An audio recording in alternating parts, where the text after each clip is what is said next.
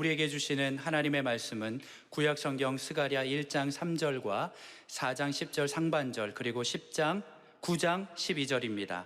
제가 가지고 있는 성경은 구약 성경 1312페이지 이후가 되겠습니다. 주신 말씀을 다 함께 합독하시겠습니다. 스가랴 1장 3절을 함께 읽겠습니다. 그러므로 너는 그들에게 말하기를 만군의 여호와께서 이처럼 이르시되 너희는 내게로 돌아오라. 만군의 여호와의 말이니라. 그리하면 내가 너희에게로 돌아가리라. 만군의 여호와의 말이니라. 4장 10절 상반절입니다. 작은 일의 날이라고 멸시하는 자가 누구냐. 9장 12절입니다. 갇혀 있으나 소망을 품은 자들아 너희는 요새로 돌아올지니라. 내가 오늘도 이르노라. 내가 내게 갑절이나 갚을 것이라. 아멘. 안아주심의 본당에서 또 귀한 예배의 자리에 우리를 불러주신 주님을 찬양합니다. 참 우리가 전대미문의 코로나 사태 가운데서 오늘 사랑의 교회는 311분의 형제자매들에게 학습과 세례를 거행하게 되었습니다. 암예배 때도 우리 방역 지침을 지키고 마스크를 끼고 학습 세례를 거행하는 것이 참 특별했지만 한국교회 지난 6개월 동안 이렇게 학습 세례를 할 수 있는 환경이 잘 안 되었는데 오늘 저희 교회가 마음과 뜻과 정성을 다하여 이와 같이 학습 세례식을 거행하게 된 것은 하나님의 큰 은혜이고 기적입니다. 하나님의 크신 은혜입니다. 제가 예배 시간은 잘 안 그러지만 오늘은 너무 특별한 날이니까 우리 주님 앞에 감사와 영광의 박수를 올려드리겠습니다. 고맙습니다.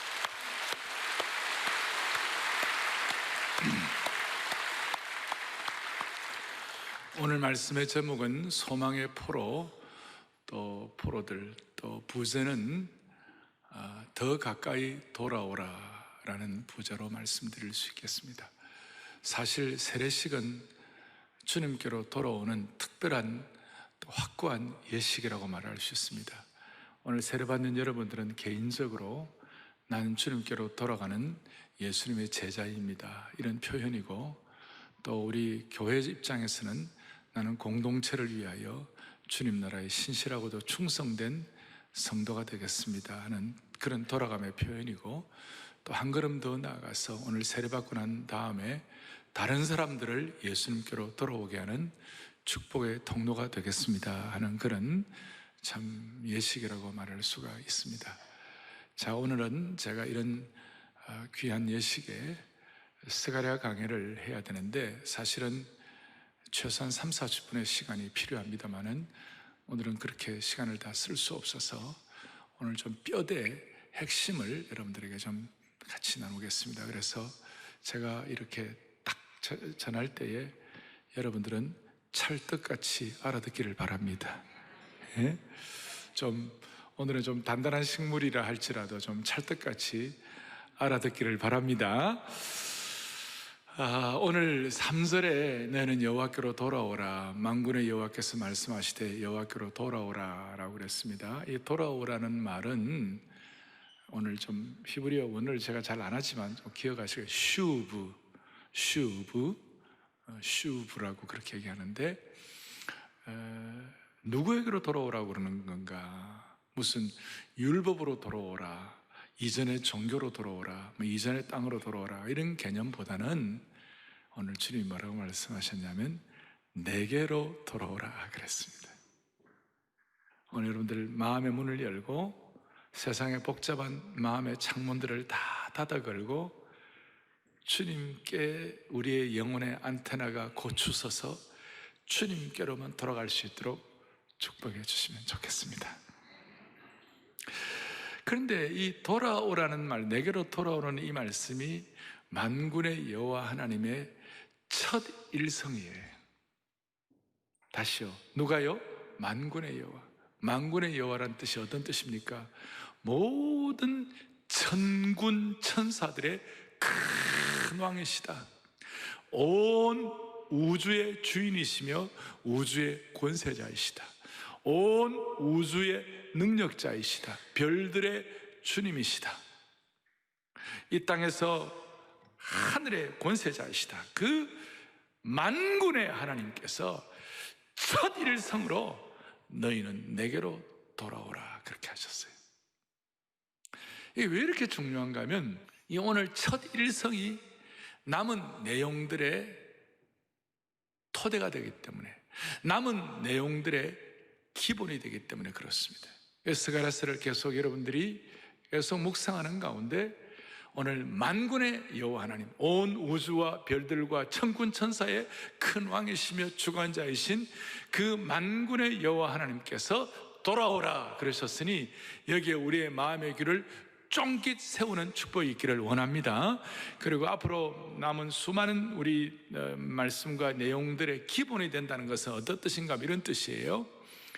여러분들과 저희 생애에서 가장 중요한 것이 뭡니까? 여러 가지가 있지만 예수님이 이 땅에 오셔서 제일 먼저 하신 일이 회개하라, 하나님의 나라가 가까웠다, 천국이 가까웠다 그랬어요. 그러니 우리 입장에서 오늘 조금 우리가 어느 정도 신앙의 어떤 그 단계에 들어가신 분들은 우리가 부족하지만 그래도 우리의 마음의 소원과 기도의 제목은 주님, 내 삶과 가정과 내 남은 인생을 통하여 하나님의 나라가 도래하게 하여 주십시오. 하나님의 나라가 내 가운데 임하게 하여 주십시오.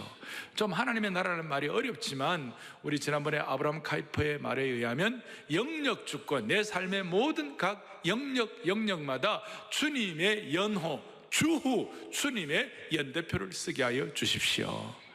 이제 그렇게 우리가 마음의 소원을 하게 되는 것입니다. 이것은 너무나 엄청난 거예요. 우리같이 부족한 인생이 어떻게 그런 원대한 사명과 포부를 가질 수가 있겠나요? 쉬운 건 아니죠. 그러나 예수 믿는 모든 사람들은 주님이 모든 성도들에게 기도를 가르쳐 주셨을 때 이렇게 했죠. 하늘에 계신 우리 아버지, 하나님의 나라가 우리에게 임하여 주시옵시고 하나님의 뜻이 이루어지게 하여 주옵소서. 그러니까 주님의 관심사가 우리의 관심사가 되는 모든 주의 권속들은 하나님의 나라가 우리 가운데 임하는 것, 하나님의 나라의 도래가 우리에게는 관심이 되어야 한다는 것이에요. 그러면 이게 이제 기본이 되어야 한다는 것인데, 하나님의 나라의 도래가 우리에게 임한다는 말은 그것이 충족이 되려면 우리가 어떻게 해야 되는가? 주님께로 돌아가야 한다는 것이에요. 그러니까 주님께로 돌아가야 하나님의 나라의 도래가 임한다는 것입니다. 아니, 하나님의 나라의 도래가 우리 가운데 임하려면 주님께로 돌아가야 한다는 것입니다. 다 이해하시겠습니까? 이걸 제가 좀 어려운 말로 이렇게 표현을 해봤어요. 같이 한번 보겠습니다. 시작. 만군의 여호와의 돌아오라는 말씀은 강력하고도 예리한 요청으로 인간의 책임인 동시에 하나님의 주권적인 역사이다. 그 다음에 우리의 돌아감과 하나님 나라의 도래는 서로 때려야 뗄 수 없는 관계이다. 다음에 돌아감과 하나님의 통치는 달라 보이지만 사실 같은 방식이다. 이거는 신학생들도 이거 이해하기가 쉽지 않는데, 사나이교회 교우들과 오늘 온라인 오프라인으로 예배들이 참여하는 분들은 성령께서 역사하셔서 이것이 무슨 뜻인지 알아듣도록 해주시면 좋겠어요. 그러니까 하나님 나라가 내게 도래한다는 것과 내가 주님께로 돌아간다는 것은 말은 다르지만 사실은 같은 방식이다, 같은 내용이다, 이렇게 말할 수 있는 것이에요. 그리고 이것이 여러분들의 것으로 확인되고, 원래 세례받는 여러분들의 것으로 확인되고, 이것이 기도의 제목이 되고, 여기에 집중하다 보면요, 여러분들의 삶에 대반전이 일어나는 거예요. 여러분들의 삶에 인생이 뒤집어지는 역사가 일어나는 것이. 오늘 이 사건은 아람어로 그 유대라는 말을, 유다나라라는 말을 아람어로는 예후드라고 그래요. 예후드라고 그러는데, 예후드라는 그것은 조그마한 부분이었어요. 세계적인 큰 제국으로 보면 그는 아무것도 아닌 조그마한 어떤 귀퉁이였어요. 오늘 여러분 이 말씀을 들으면서 성도들 가운데 나는 지금 한쪽 구석에 온중 은혜 채플 저쪽에 뭐 또 온라인 오프라인 다 구석에서 듣고 있는데 그게 나하고 무슨 상관이겠냐? 아니에요.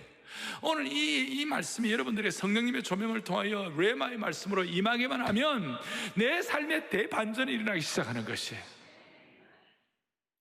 그래서 오늘 4장 10절 앞부분에 뭐라고 얘기하고 있습니다. 이렇게 나오고 있죠. 작은 일의 날이라고 멸시하는 자가 누구냐? 그게 작은 일이 아니야. 하나님의 나라의 도래를 위하여 여호와께로 돌아간다는 이 엄청난 사건 앞에 이것이 내게, 이 말씀이 내게 확신이 되고 기도의 제목으로 되고 사명으로 확인되면 여기에 어떤 여러분들의 삶에 드라마틱한 대반전이 일어난다는 것이에요. 작은 일이 아니라는 거예요. 그래서 이 작은 일이 아닌 것을 어떻게 설명하고 있느냐? 학개서에는 이렇게 표현하고 있어요. 여러분, 학개서는 학개, 스가랴, 말라기는 소위 공시적인 예언서라고 그래요. 뭐라고 그런다고요? 공시, 같은 눈을 가지고 보는 것이라 그래요. 신약에도 여러분 공관복음이라고 들어보셨어요? 누가 사는 공관, 그런 거 말고 공관복음은 같은 공통적인 안목을 가지고 본다. 그래서 이걸 시놉틱 가스펠이라고 그래갖고 마태, 마가, 누가복음 세 복음을 공관복음이다 그래요. 그러니까 스가랴에 나타난 것과 학개에 나타난 것이 서로 연계가 되어 있어요. 2달 차이로 서로 연계가 되어 있어요. 그래서 오늘 이런 일들이 작은 일이 아니고 하나님 앞에서 큰 일이라는 걸 뭐라고 표현하고 있냐면 학개서 2장 6절에 놀라운 말씀이에요. 다 같이 또박또박 같이 보겠습니다. 만군의 여호와가 이같이 말하노라. 조금 있으면 내가 하늘과 땅과 바다와 육지를 진동시킬 것이에요. 할렐루야. 만군의 여호와는 우주의 하나님, 권세자, 별들의 주님, 천군 천사들의 큰 왕이 이같이 말하노라. 조금 있으면 이 말씀을 너희들이 제대로 깨닫기만 하면 하늘과 땅과 바다와 육지를 진동할 것이다. 한자로 사자성어로 경천동지란 말 아시죠? 우리의 인생에 경천동지할 사건이 될 것이다. 자, 이걸 제가 모아가지고 뭐라고 설명했냐면 이렇게 설명하고 있는 것이에요. 지금 예루살렘 겉으로 볼 때 같이 읽겠습니다. 겉으로 볼 때 예후드라는 작은 지역에서 일어나는 작은 사건을 통하여 하나님 나라 전체 무대가 준비되고 새 창조가 임하는 것이다. 이거야시야말로 경탄할 만한 사건이고 하나님의 나라가 우리 공동체와 세상에 침투해 들어오는 드라마틱한 사건이다. 성경 해석들을 제가 모아가지고 정리를 한 거예요. 여러분, 이게 아무것도 아닌 것이 아니고 이것이 드라마틱한 사건이 될 수가 있고 이것이 경탄할 만한 역사가 일어나는 것이에요. 그래서 오늘 이제 조금 이따 제가 말씀을 드릴 텐데 이 내용들을 적용할 때에 오늘 이번 주간 다음 주간 무슨 일이 일어날지 한번 기대해 보시기를 바래요. 하나님의 필요하면 세례받는 듣고 학습받는 분들뿐만 아니라 우리 모두에게 오늘 이 온라인 오픈하러 들어오는 모든 분들에게 신적 개입의 역사를 통하여 내 인생의 대반전이 일어날 수 있는 것이에요. 대반전이 일어날 수 있는 거예요.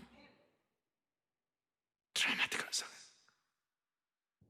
그래서 지금 정보 전체주의다, 그리고 무슨 구글이나 페이스북이다, 네이버다, 뭐 세상이 대단한 것 같지만 우리가 그분들보다도 하드웨어나 기계공학적으로는 부족할지 모르지만 이걸 영적으로 깨달으면 극복할 수가 있습니다. 자, 이런 말씀을 드려도 제가 이 말씀 많은 분들이 그렇게 될 수 있도록 은혜 주옵소서 하고 사모하지만 어떤 분들은 목사님 그래도 뭐 나는 되겠나? 그게 어찌 그리 가능하겠나? 그런 분들은 오늘 저 구석에 몇 분이 있을 수가 있어요. 누군지 좀 약간 그럴 수가 있어요. 이제 그런 분들에게 제가 확실하게 지금부터 말씀을 드릴 테니까 왜 이게 드라마틱한 반전이 될 수 있고 이게 작은 일의 날이라고 무시당하지 않을 수 있고 이것이 왜 하나님 나라의 도래와 돌아감의 역사가 서로 공시적으로 우리가 볼 수 있고 이것이 왜 하늘과 땅과 바다와 육지가 놀랄 수 있어 경천동지의 사건이 될 수 있는지를 제가 차근차근 조금 더 설명을 하겠습니다. 그 당시의 사람들도 주님 이렇게 말씀하신 그대로 받아들이는 사람도 있고 어떤 사람들은 그냥 넘어가는 사람도 있었을 거예요. 오늘 본문에 이 말씀을 받았던 유대 공동체, 소위 예후드 공동체가 성전을 스룹바벨 제2의 성전을 한번 포로 귀환 이후에 한번 재건해 보겠다고 이렇게 애를 쓴데 사마리아 사람들을 비롯한 이 못된 사람들 때문에 그 성전 건축이 16년 동안이나 지연되고 방해를 받아가지고 진척이 안 됐어요. 그러니까 많은 사람들이 좌절하고 절망하고 깊은 나락으로 떨어졌습니다. 그래서 이 좀 좌절하는 그 예후드 유대 백성들의 마음속에, 예후드는 유대라는 말에 아람어라고 그랬어요. 그 당시에 통용되던 말들이었어요. 아람어에 이 예후드, 이 유대 백성들의 사람들 가운데 내가 이렇게 주님 앞에 이 말씀을 받고 열심히 기도하는데도 불구하고 뭔가 왜 이렇게 결과가 없나? 주님은 하나님의 사람들을 반드시 원수 갚는 날도 주신다고 그랬고, 여러분 신원의 날을 주신다고 그래요. 신원의 날은 뭐냐면 애통하고 통절하고 슬픈 그 마음을 주님이 다 갚아주신다. 그게 신원을 해주신다, 그 뜻이. 하나님은 하나님의 백성들을 높이시고 백성들의 적들을 굴복케 하시고 신원의 날을 주시고 복수의 날을 주신다고 하시더니 오늘 우리 주일을 보니까 그게 아니라는 거예요. 무슨 이게 신원의 날인가? 여러분 지금 여러분 개인적으로 볼 때 뭐 우리 정치적인 상황이나 또 우리 돌아가는 모든 사건들을 보면서 있잖아요. 이게 무슨 신혼의 날인가?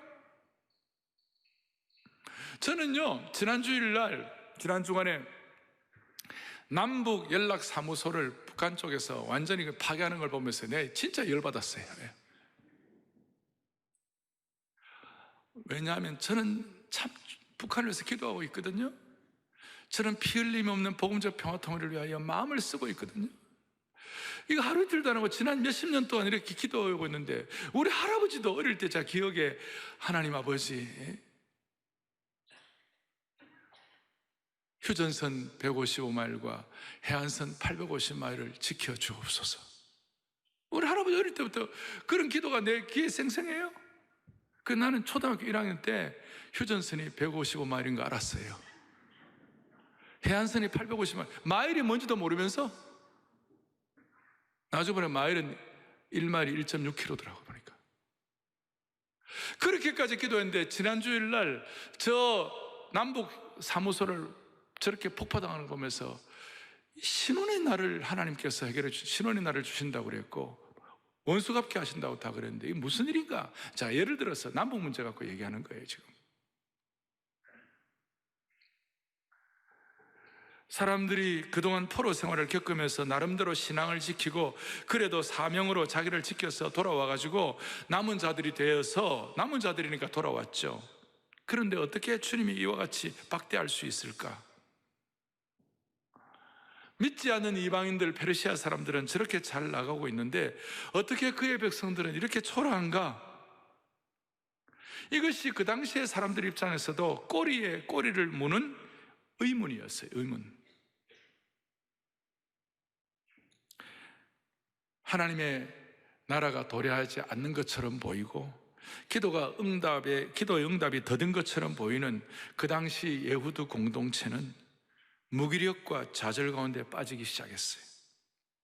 그리고 하나님 나라 전체에 대한 꿈, 하나님 나라 도래, 메시아의 어떤 임재, 이런 모든 것들에 대해서 그 하나님 나라 전체에 대한 사명과 회복을 포기하기 시작하고 그냥 현실에 안주하기 시작했어요. 그 결과가 뭐냐? 집이나 좀 꾸미고 살자. 제가 집 꾸미는 게 나쁜다는 것이 아니라 사명을 포기한 대신에 집을 꾸미기 시작해가지고 학교에서 1장에 보면 너희가 아름답고 판벽한 집에 사는 것이 그것이 가능하냐 그랬어요. 오죽하면. 그리고 그런 삶에 만족하는 사람도 있었어요. 소확행이란 말이 되게 대체적으로 좋은 의미로 쓰여지지만 사명을 잃어버린 소확행은 안 돼요. 우리 그리스도인들은. 소확행이 뭔지 아시죠? 작지만 확실한 행복. 거기에 매여가지고 큰 사명을 잃어버린 거예요. 물론 그 사람들이 무신론자가 되었다거나 하나님을 반역했다거나 우상 숭배자가 되었다는 것이 아니에요. 그냥 나름대로 신앙 지켜요. 그렇지만 하나님의 확실하고도 신속한 회복, 하나님 나라의 큰 비전, 이게 잘 되는 것 같지 않으니까 그냥 제풀에 지쳐가지고 현실에 안주한 거예요.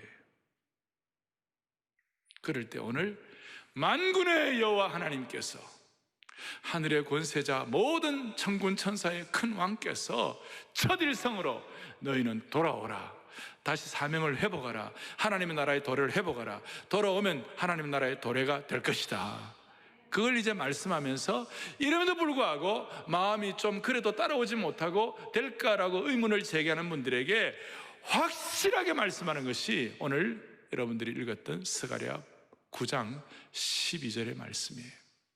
다시 스가랴 9장 12절을 보겠습니다. 같이 보겠습니다. 갇혀 있으나 소망을 품은 자들아, 너희는 요새로 돌아올지니라. 내가 오늘도 이르노라.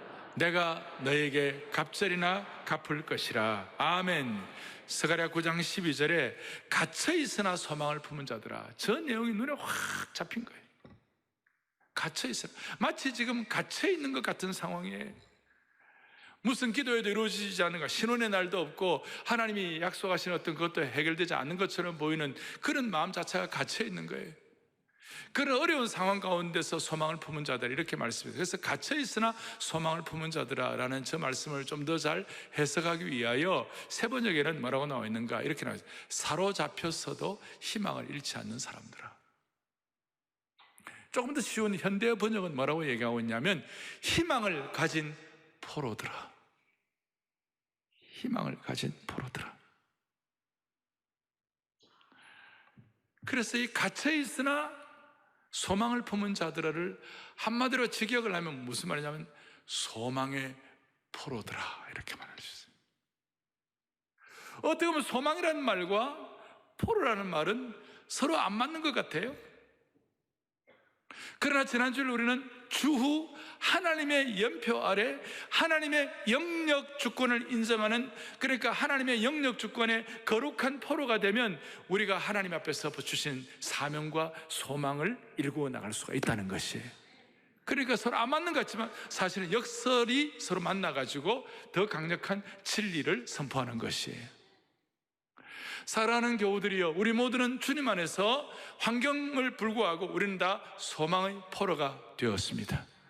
우리는 주님의 사랑의 포로가 되었습니다. 여러분, 사랑의 포로가 된 거 여러분 싫어요? 좋아요?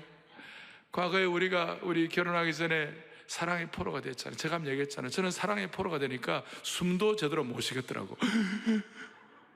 너무 사랑하니까 숨이 안 쉬어진다니까. 그걸 내가 기분 나쁘다 그렇게 생각해 본 적이 없어요. 이야, 그 수준이 있다, 내가 그렇게 생각했어요. 여러분, 이게 포로란 말과 소망이라는 말이 서로 맞는 것 같지가 않지만 사실은 서로 역설로 이 진리가 더 강화가 되는 것이에요. 그래서 우리 모두는 주님 안에서 소망의 포로들인 줄로 믿습니다. 스가랴 9장 12절 앞에 9절에 바로 앞에 9절에 이렇게 나와 있어요. 우리는 어떤 포로들인가? 시온에 따라 크게 기뻐할지어다. 예루살렘에 따라 즐거이 부를지어다. 보라, 너의 왕이 너에게 임하시나니 그는 공의로우시며 구원을 베푸시며 겸손하셔서 나귀를 타시나니 나귀의 작은 것 곧 나귀 새끼니라. 우리가 미루어 짐작해서 이분이 누구십니까? 예수 그리스도이세요. 주님이 예루살렘 성을 입성할 때 나귀 새끼를 타고 입성하신 것이에요. 소망의 포로라는 것은 다른 말로 하면 크게 보면 우리는 예수님의 포로가 된다, 그 뜻이에요. 예수님의 포로가 된다 했을 때 무슨 일, 10절에 보면 좀 더 이렇게 설명하고 있는데, 그의 통치는 바다에서 바다까지 이르고 유브라데 강에서 땅끝까지 이르리라. 그냥 그 유다 한 지역이 아니라 전 세계적으로 소망의 포로가 될 때 하나님이 역사하신다, 그 말이에요. 그리고 이제 이걸로 끝나는 것이 아니라 소망의 포로가 될 때 놀라운 일이 벌어지는데, 자, 이제 소망의 포로가 됐다 그랬을 때 제가 다시 한번 여러분들을 확인하겠습니다. 사랑하는 교우들이요, 우리가 탄식할 만한 상황이 된다 할지라도 하나님은 오늘 우리에게 돌아오라고 그러시는데 소망의 포로로 돌아오시기를 원하시는 것이에요. 그럼 제가 묻습니다. 사랑하는 교우들이요, 여러분들은 코로나에 사로잡힌 사람입니까? 아니면 소망의 포로입니까? 정말입니까? 오늘 이 말씀을 온라인으로 듣는 분들 가운데서 너무 걱정돼가지고 몸이 안 좋은 분들은 안 나오셔도 되지만, 코로나에 겁이 나가지고 주일 예배에 못 오시는 분들은 다시 한번 코로나의 포로가 아니라 소망의 포로가 되시기를 바라요. 두 번째로, 북한 문제에 여러분들 포로로 잡혀있는 사람입니까? 아니면 소망의 포로입니까? 오늘 우리 주위에 정치 진영 논리에 사로잡혀 갖고 그래 사로잡힌 사람입니까? 아니면 소망의 포로입니까? 우리는 코로나에도 진영 논리에도 사로잡힌 사람이 아니라 북한의 협박의 포로가 아니라 우리는 피 흘림이 없는 복음적 평화 통일의 소망의 포로가 된 줄로 믿습니다. 이런 소망의 포로가 되었을 때 오늘 9장 12절 너희는 소망의 포로라고 말씀하시면서 12절 뒷부분에 뭐라고 말씀하시는가? 여기에 놀라운 일이 벌어지는 거예요. 갇혀 있으나 소망을 품은 자들아, 한마디로 소망의 포로들아, 너희는 요새로 돌아올지니라. 이 요새는 예루살렘, 새 예루살렘 지역을 뜻하기도 하지만 어떻게 보면 예수 그리스도를 의미하는 것이에요. 주님께로 돌아올지어다. 그렇게 할 때 다시 한번 내가 오늘날 너에게 이르노라, 내가 너에게 갑절이나 갚을 것이라. 요새는 예루살렘이나 예수님 자체를 말씀하지만 그게 돌아갔을 때 내가 너에게 갑절이나 갚을 것이라. 저는 이게 너무 좋아요. 여기에 갚을 것이라는 이렇게 강조가 되어 있는데, 갚을 것이라는 말이 히브리어로 슈브예요. 슈브.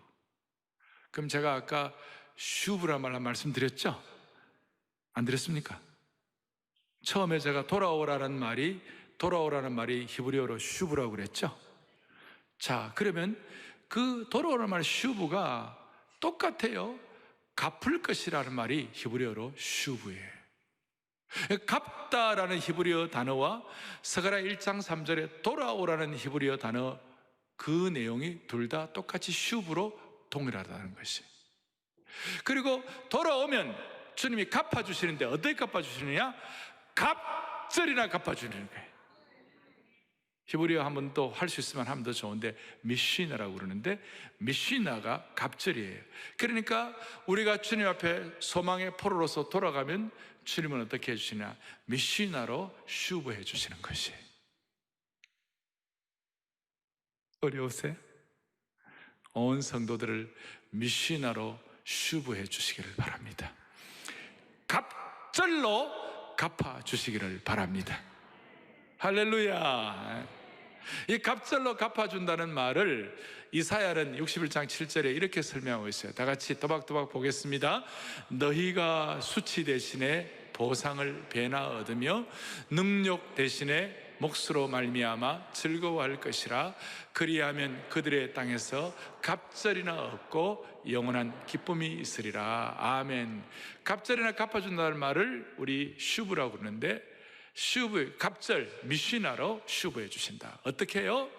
우리가 주님 앞에서 수치와 부끄러움을 당할 만한 상황에서 다시 한번 즐거움과 영광으로 바꿔주신다는 것이에요.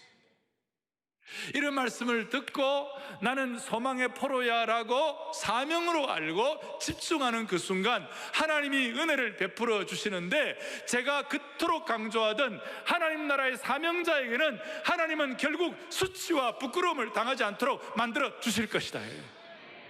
수치와 부끄러움의 몫을 영광과 즐거움으로 대반전시켜 주실 것이다. 이것이 드라마틱한 사건이 되는 것이에요. 스가랴가 이래서 너무나 축복이 되는 것입니다. 대반전의 역사. 그러고 난 다음 그 대반전의 역사를 일으키고 바로 12절 뒤에 13절에 스가랴 9장 13절에 또박또박 같이 보겠습니다. 내가 유다를 당긴 활로 삼고 에브라임을 끼운 화살로 삼았으니 시온아, 내가 내 자식들을 일으켜 헬라 자식들을 치게 하며 너를 용사의 칼과 같게 하리라. 아멘. 미시나와 슈브, 배로 갑절로 갚아주시고, 돌아오는 자에게 갑절로 갚아주시면 무슨 일이 벌어지냐? 우리가 당긴 활이 되는 거예요. 끼운 화살이 되는 거예요. 확실하게 우리 앞에 있는 모든 것들을 뚫어버릴 만하고 타겟을 맞출 만하고 극복할 수 있도록 확실한 활과 화살의 역할을 하게 해주시는 주님을 찬양합니다. 더더구나 우리의 자식들을 일으켜가지고 헬라의 자식들을 치게 하셨다. 그 당시 헬라는 세계 최고의, 나중에 일어날 일인데 최고의 제국의 그 모든 역사의 어떤 우상 같았던 그 제국의 통치자 누굽니까? 알렉산더. 알렉산더의 제국을 유다같이 조그마한 나라가 승리하게 하리라. 우리는 하나님 나라 영적 이스라엘, 영적인 예후드, 영적인 유다 지파로서 하나님이 주시는 은혜를 가지고 이것이 우리의 것으로 사명이 될 때에 너희 자식들은 헬라 제국을 치게 하리라. 오늘 저 구글, 페이스북 다 제국들이에요. 이슬람 제국이에요. 중국과 뭐 이런 러시아 다 제국들이에요. 그 모든 제국을, 우리는 한 번도 제국을 경험해 본 적이 없지만 그 모든 제국들을 이길 수 있도록 이 슈브와 미시나의 축복을 주시는 주님을 찬양합니다. 그래서 우리 한 사람이 아니라 이걸 깨달을 때 대반전이 일어나고 하나님 나라의 영광스러운 무대에 드라마틱한 사건이 일어난다고 말씀을 드리고, 이것 때문에 우리에게는 거룩한 뭐라고 그럴까요? 경천농지의 사건이 일어난다고 할 수가 있는 것이에요.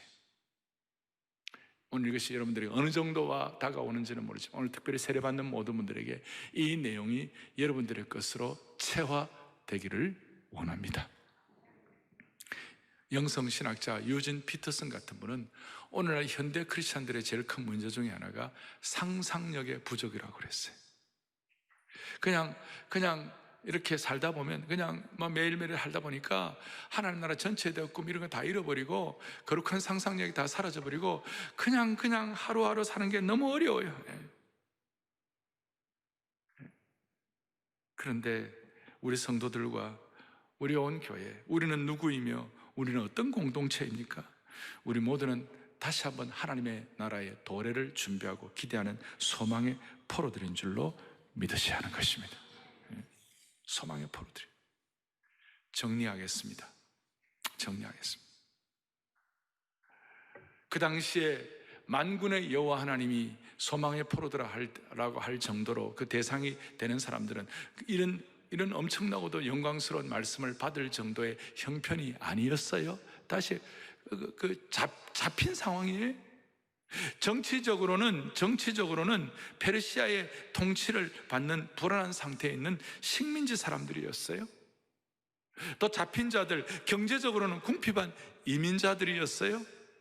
잡힌 자들, 사회적으로는 포로로 끌려가지 않고 본토에 남아있던 사람들, 특별히 포로 후기에 온 사람들은 그 사마리아 사람들 때문에 내부적 핍박 가운데서 심신이 지친 사람들이었어요. 무엇보다 신앙적으로는 성전 건축 중단이 16년간 이어지면서 초심이 흔들리고 영적으로 메말라 있던 상황이었어요. 그 가운데 주님께서 소망의 포로들아 초점장을 주시는 것이에요.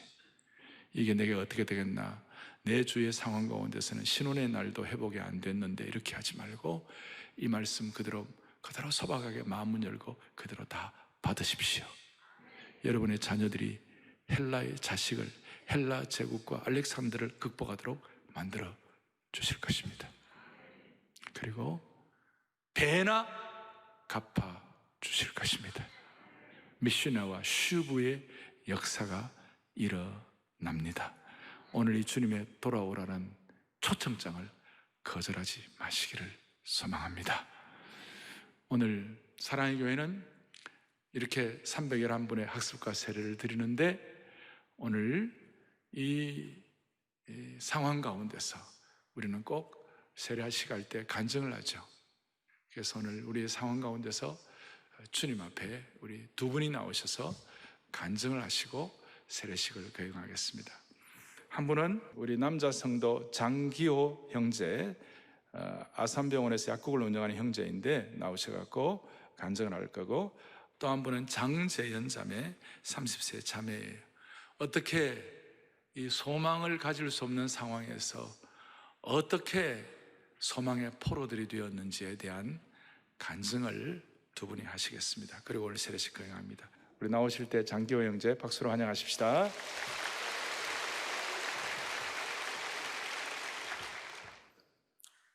저는 30명의 직원들과 함께 매일 수백 명의 환자들이 다녀가는 대형 약국을 경영하는 약사입니다. 저의 삶을 돌이켜보면 무엇 하나 든든하게 의지할 것이 없는 막막한 불안감이 있었습니다.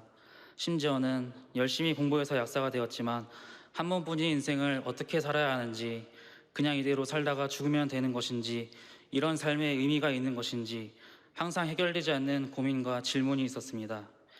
이런 저의 삶은 아버지가 목회자이신 지금의 여자친구를 만나 교회에 나오면서 바뀌게 되었습니다. 처음부터 여자친구가 얼마나 좋았는지 교회 가자는 말에 무조건 따라 나섰고, 그 후로 약 4년 동안 예배 시간마다 담임 목사님 말씀을 통해 하나님이 나를 얼마나 사랑하시는지 깨닫게 되었습니다. 예수 그리스도를 믿는 믿음 주셔서 구원 얻게 하시고 하나님께서 여기까지 나를 부르시고 인도하셨다는 사실을 알게 되었습니다. 의지할 것이 없어 불안했던 삶에서 하나님을 신뢰하는 삶으로 새날이 열리는 능력의 삶이 된 것입니다. 은혜 받으며 신앙생활하던 중 지금의 약국을 운영하게 되었습니다. 그런데 그 규모가 너무 커서 아직 젊은 제가 감당하기에는 너무 벅차다고 생각했습니다. 실제로 금전적으로도 어렵고 많은 직원들이나 수백 명의 환자를 대하는 일이 결코 쉽지 않았습니다. 저는 다시 또 불안해지기 시작했습니다. 그러나 이미 저를 변화시킨 하나님께서는 다시 용기를 주셨고, 시작도 해보기 전에 포기하지 말고 이만한 규모의 약국을 주신 이유가 반드시 있을 테니 이 약국을 주님께 맡기고 전적으로 주님을 신뢰하며 의지하며 운영해보자 생각했습니다. 그런 저의 기대와는 달리 더 큰 문제들이 생겼습니다. 단순히 경영이 어려운 정도를 뛰어넘어 법적, 세무적, 노무적 문제들의 압박이 전방위적으로 저를 괴롭혀왔습니다. 이 모든 일이 너무나도 견디기 힘들어 포기하고 싶은 순간이 한두 번이 아니었습니다. 왜 하나님은 이런 가시를 나에게 주시는지 이해할 수 없었고, 기도하고 시작했는데 왜 이런 고난이 오는지 알 수 없었습니다. 그러나 나를 살려주실 분은 하나님밖에 없다고 생각했습니다. 주님, 저 정말 괜찮은 걸까요? 이 약국은 주님께서 세우신 약국이니 부디 지켜주시고 저 좀 제발 살려주세요. 저는 이렇게 간절함으로 기도하였습니다. 그리고 길게만 느껴졌던 2년의 시간이 흐른 지금, 하나님의 신적 개입의 놀라운 역사로 모든 과정을 순식간에 해결해 주셨음을 성도님들 앞에 간증하게 되었습니다. 저는 하나님이 하시는 일을 감히 짐작조차 할 수 없게 되었습니다. 그저 나를 인도하신 대로 맡기고 주님의 약국에서 이웃들에게 봉사하며 살아가는 것이 저의 유일한 삶의 목표가 되었습니다. 저는 근본적으로 불안했고 삶의 의미도 몰랐으며 이런 대형 약국을 경영할 능력도 없는 사람이었습니다. 또한 앞으로의 삶도 가시와 같은 고난이 많은 삶이 될지도 모릅니다. 그럼에도 불구하고 어려움과 고비와 시련 속에서 저의 삶의 주인이신 주님이 저를 붙들어 주셨음을 경험했기에 하나님께서 함께 하시면 가시도 능력이 될 수 있음을 믿습니다. 감사합니다.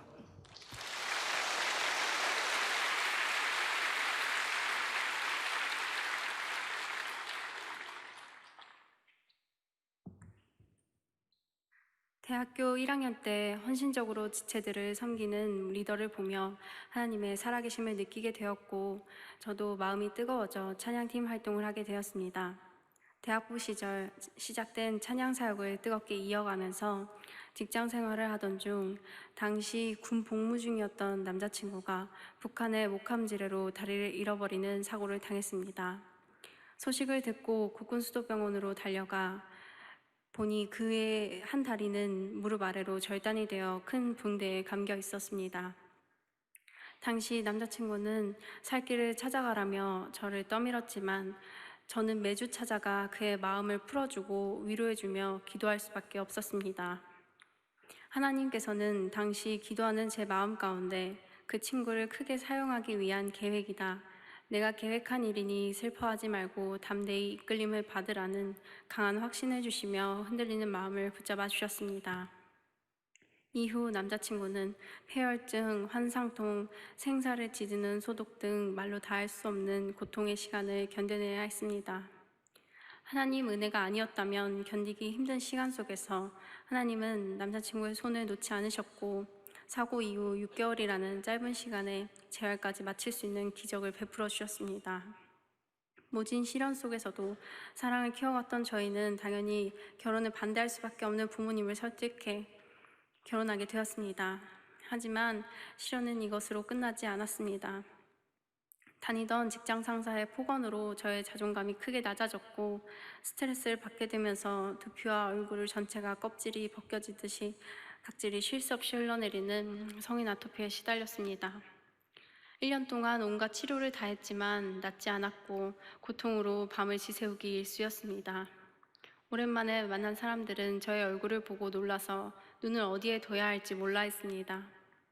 남편 사건에 대한 충격과 저의 몸 상태 때문에 말까지 어눌해졌고 얼굴도 이 모양이었지만 하나님을 향한 마음에는 변함이 없었기에 다시 찬양 사역을 하던 중 2018년 가을 특세 기간에 하나님께서는 저희 부부에게 새 생명을 허락해 주셨습니다. 찬양 사역을 통해 마음은 회복되었지만 임신으로 인한 호르몬 변화로 증세가 더욱 악화되어 잠을 잘 수 없을 정도로 괴로웠습니다. 하나님께서 건강도 좋지 않던 때에 새 생명을 허락하신 이유가 무엇인지 이해할 수 없었습니다. 하지만 아이를 품에 안자마자 저를 향하신 하나님의 마음을 깨달았습니다. 저의 건강뿐 아니라 영혼 깊은 곳까지 온전히 치유하고 싶은 하나님의 큰 사랑이 생생히 느껴졌습니다. 제가 부모가 되어 자녀를 안고 보니 나의 아버지이신 하나님이 자녀인 나를 얼마나 귀하게 여기시는지, 독생자이신 예수님을 내어주실 정도로 나를 사랑하신다는 것과 내 몸과 마음을 얼마나 치유하기 원하시는지를 깨닫게 해주셨습니다. 하나님은 저희 가족에게 고난자분이 축복이라는 것을 알려주셨습니다. 의족을 사용해도 한 걸음 걷는 것이 고통스러운데 하루를 견디는 법을, 외모와 외부의 상황이 아닌 마음과 영혼을 섬기는 법을, 약한 자의 마음을 헤아리는 법을, 어두운 고통의 길을 묵묵히 걸어가는 법을 알려주셨고 지금도 저희를 인도해 가고 계십니다. 앞이 보이지 않던 절망적인 상황 속에서 회복길을 내셔서 저에게 가장 좋은 길을 만들어 주셨습니다. 우주의 주인이신 하나님이 먼지 같은 한 사람을 위해 광야에 길을 내시고 사막에 강을 만드셨으니 어떤 상황에서도 영원히 주님을 찬양하고 싶습니다. 감사합니다.